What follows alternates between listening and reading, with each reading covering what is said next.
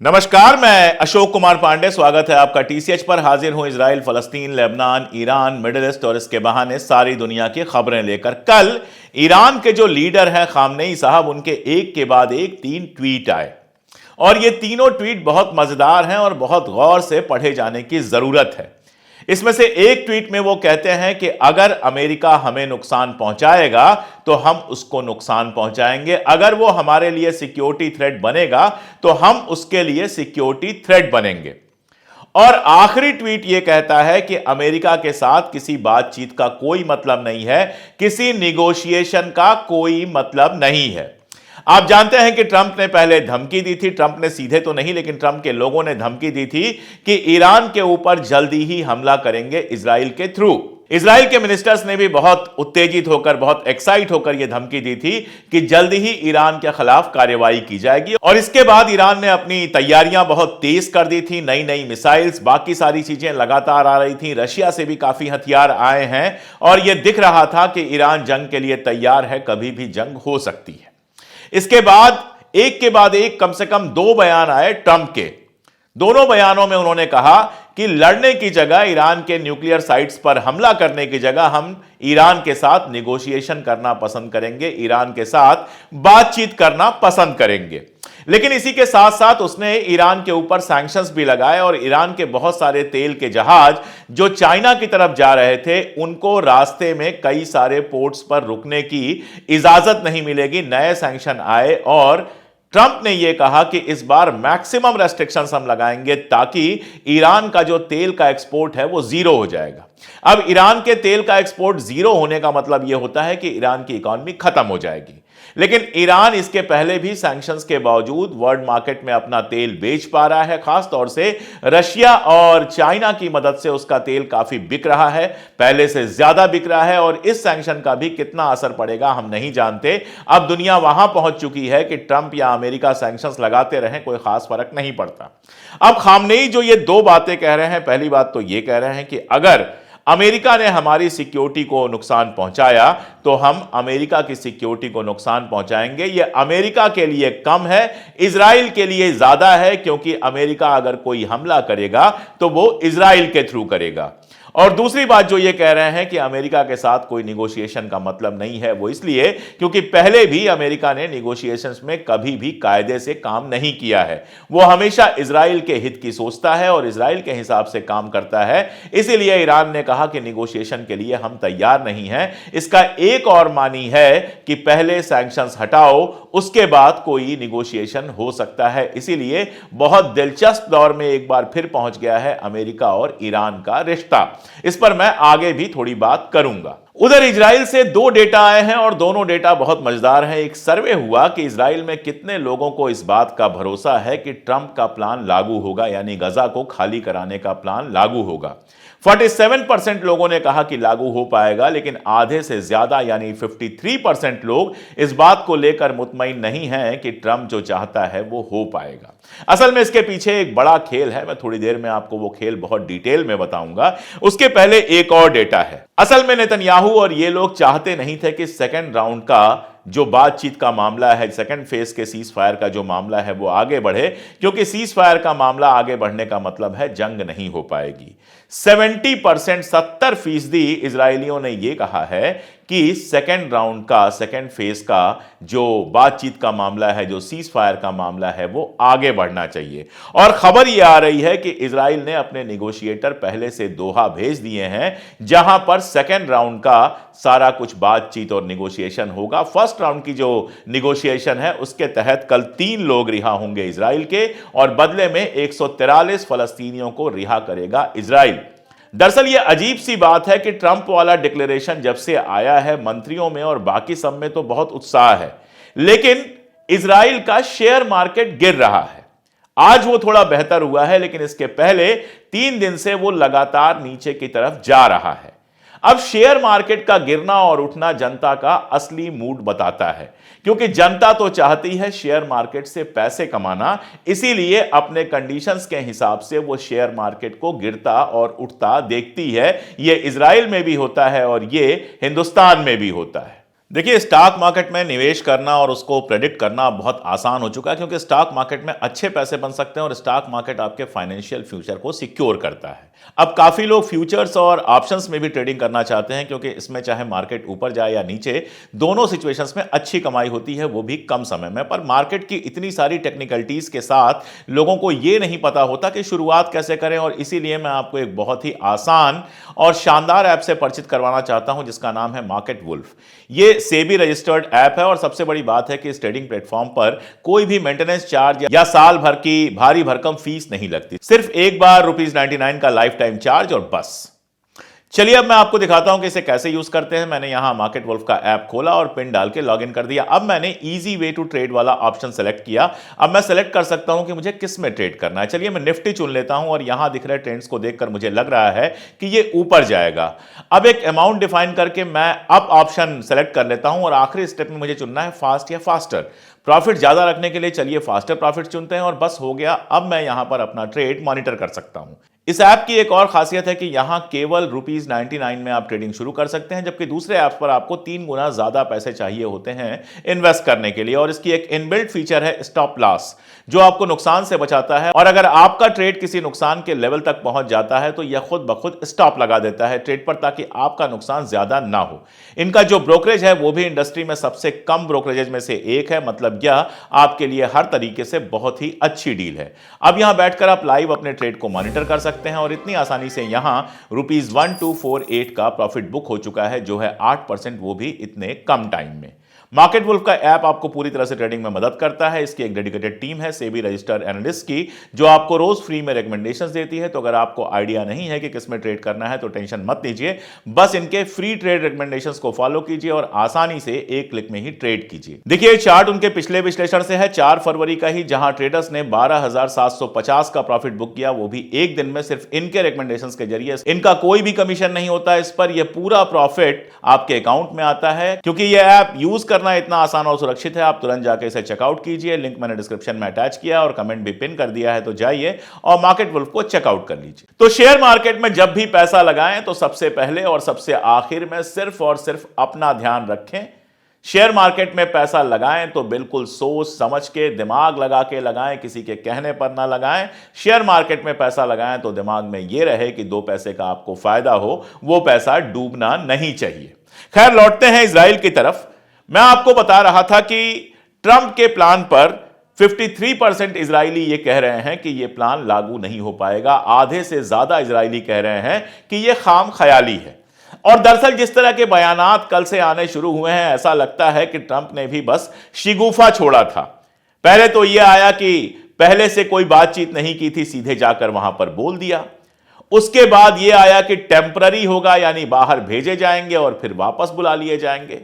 फिर यह बयान आया है, ट्रंप ने कहा है कि हम किसी जल्दीबाजी में नहीं हैं, यानी यह तुरंत नहीं होने वाला है, इसमें वक्त लगेगा। जाने कितना वक्त लगेगा। ये तो कह ही चुके हैं कि हम अमेरिकन आर्मी वहां नहीं भेजेंगे, यानी नेतन्याहू खाली कराए और उसके बाद ट्रंप को गिफ्ट में दे दे। और एक और मजेदार बयान आया नेतन्याहू का। नेतन्याहू ये कह रहे हैं कि सऊदी अरबिया एक बड़ा मुल्क है, चाहे तो अपने यहां फलस्तीन को बसा सकता है।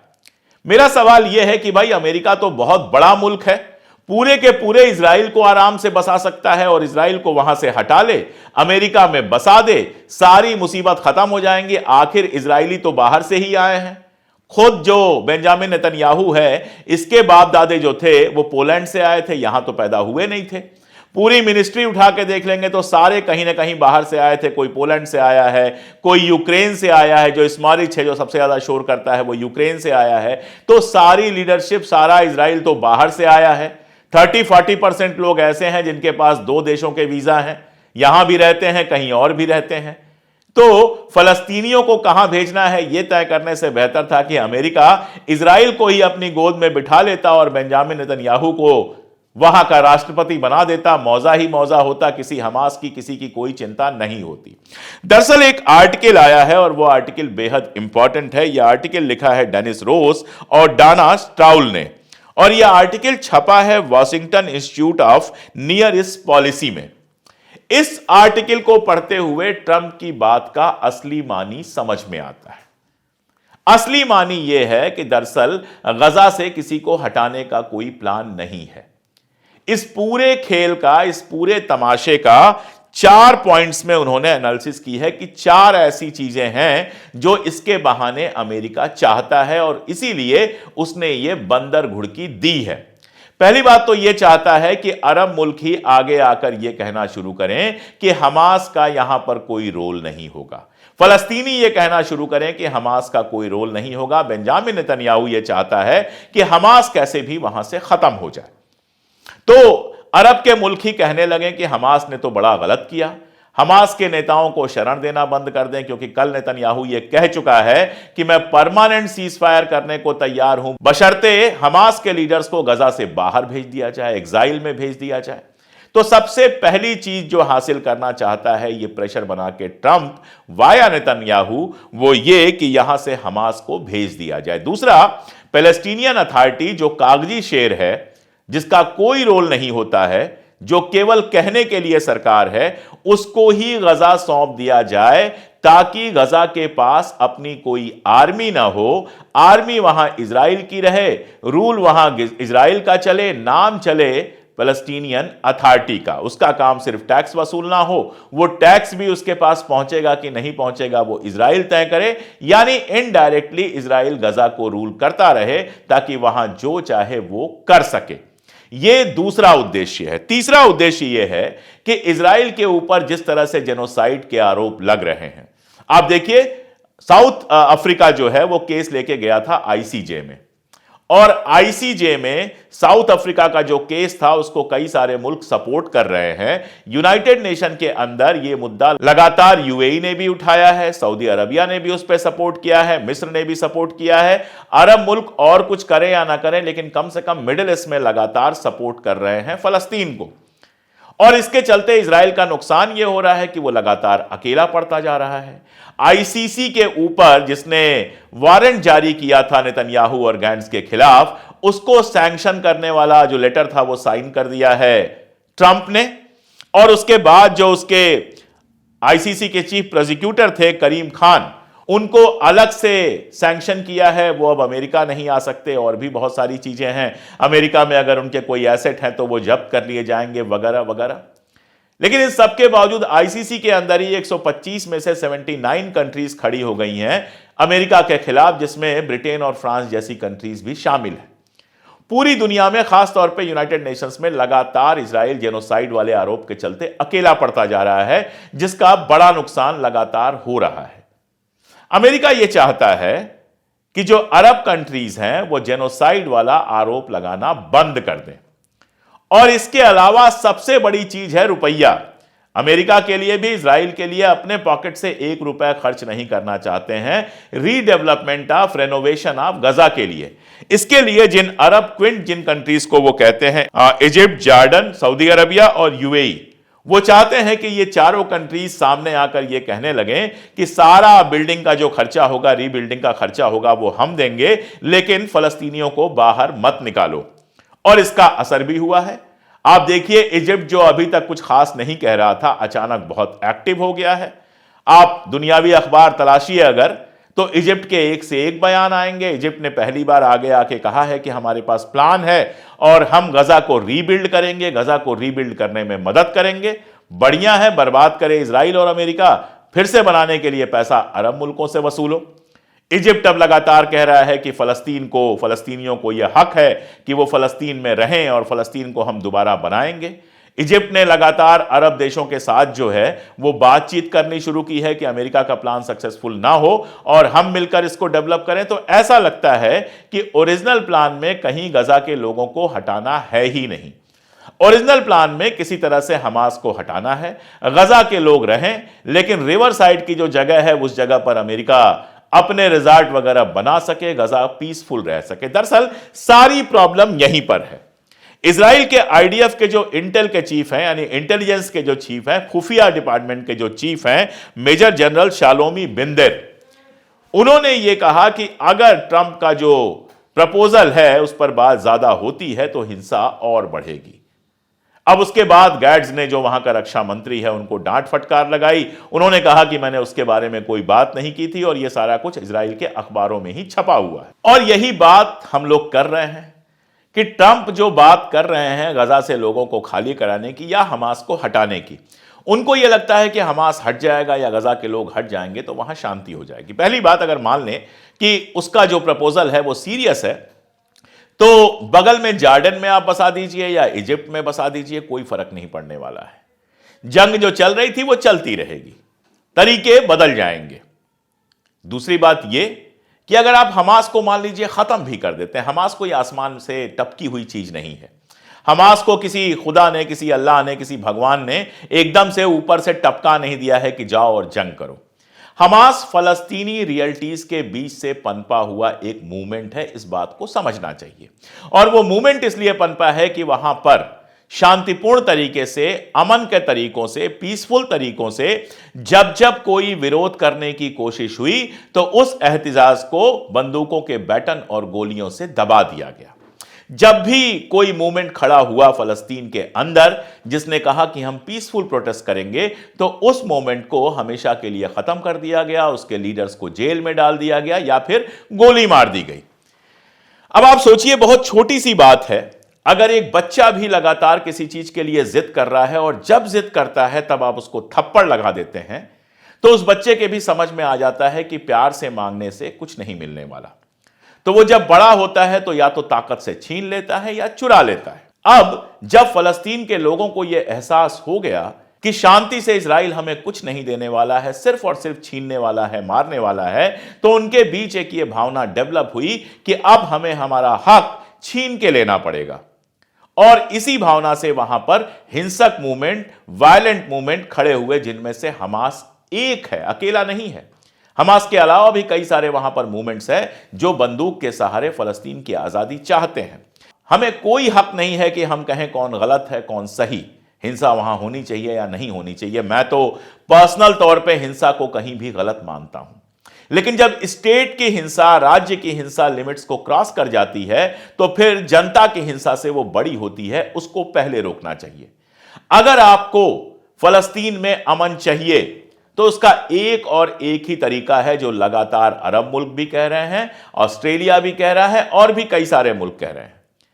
वो तरीका है, वहां पर इजराइल को अत्याचार करने से रोकिए, कब्जा की हुई जगहों से पीछे आने को कहिए, और जिस तरह से यूनाइटेड नेशंस ने 2 स्टेट सॉल्यूशन दिया था वैसा फलस्तीन बना दीजिए। कोई भी मुल्क, किसी भी मुल्क का बाशिंदा यह नहीं चाहता है कि रोज वो डर के साए में जिए। कोई भी इंसान, किसी भी मजहब का हो, किसी भी मुल्क का हो, वो यही चाहता है एक अच्छी सी नौकरी हो, अच्छा सा परिवार हो, शांति की जिंदगी जिए, बैंक में कुछ पैसे पड़े रहें, शाम को लौट के आए तो घर में अपनों के साथ चाय पिए, साल में 2-4 बार कहीं घूम आए, बच्चों को अच्छी एजुकेशन मिले, जब परेशान हाल हो तो अस्पताल हो जो उनका इलाज कर दें। यही सब चाहते हैं, चाहे अमेरिकी हो, चाहे हिंदुस्तानी हो, चाहे फलस्तीन का रहने वाला हो।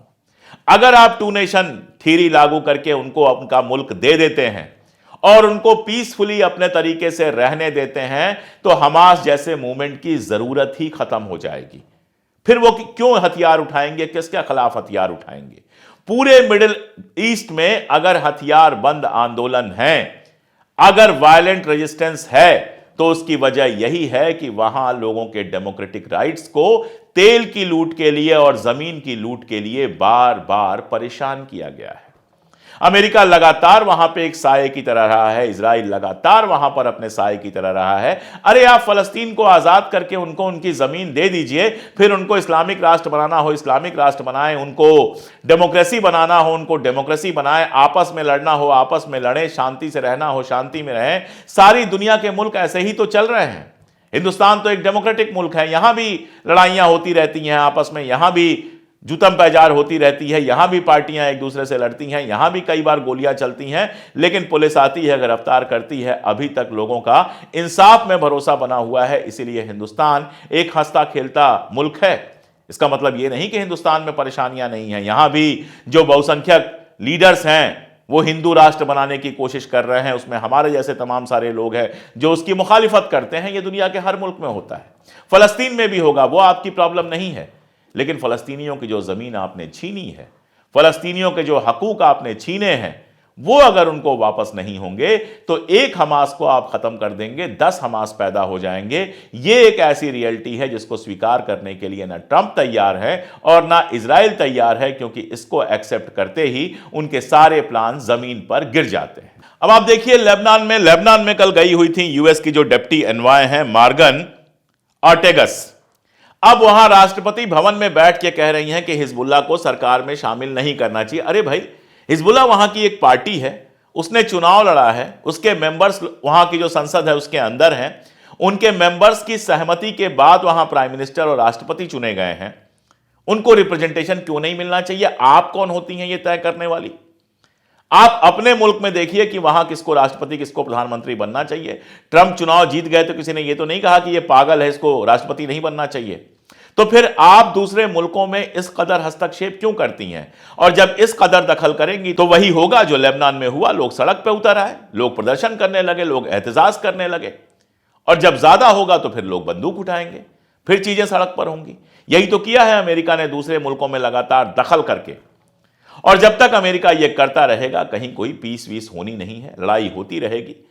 कभी अफगानिस्तान से इनको भागना पड़ा, कभी इनको वियतनाम से भागना पड़ा, और कल इनको, यकीन जानिए, कल इनको मिडिल ईस्ट के भी तमाम मुल्कों से भागना पड़ेगा अगर यही सब चलता रहेगा। बाकी देखते हैं बुद्धि आती है कि नहीं आती है। ट्रंप अभी तो कह रहे हैं कि हमें कोई जल्दी नहीं है। मुझे पूरी उम्मीद है कि जल्दी ही कहेंगे कि हमारा ऐसा कोई प्लान नहीं है। अगर इजिप्ट, सऊदी अरबिया और बाकी कंट्रीज सामने आकर गजा को रेलोकेट करने के प्लान को पंचर करते हुए गजा को रेनोवेट करते हैं, गजा को फिर से रीबिल्ड करते हैं, तो जाहिर तौर पर ट्रंप का प्लान अपने आप फेल हो जाएगा। अब अरब मुल्क इस समय क्या करते हैं ये देखने वाली बात होगी। आने वाले दिन सेकेंड फेज के सीज फायर के बारे में भी बहुत सारी चीजें साफ करेंगे, और लेबनान में जो कुछ लगातार चल रहा है उसके बारे में भी।